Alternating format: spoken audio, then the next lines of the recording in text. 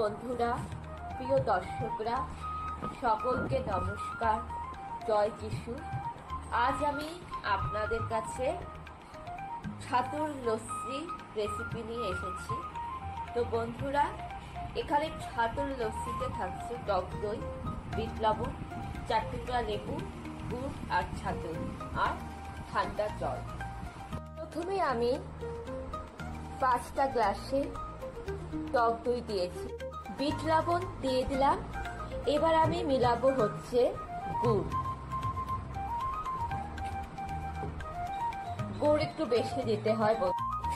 টক দই, লবণ, গুড় ভালো করে মিশিয়ে নেব। এবারে ওর মধ্যে আমি মিলাবো ছাতু।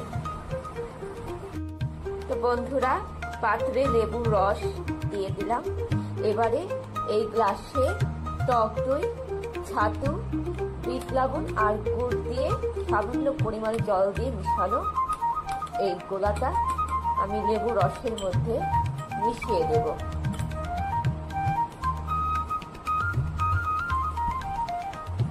এবার এটাকে আমি ব্লেন্ড করছি, পুরো মিশিয়ে নিচ্ছি। ছাতুর লস্যি তৈরি হলো।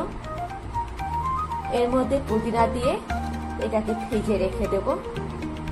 বন্ধুরা, রেসিপি ভালো লেগে থাকলে লাইক করুন, শেয়ার করুন। সকলকে নমস্কার। জয় যিশু।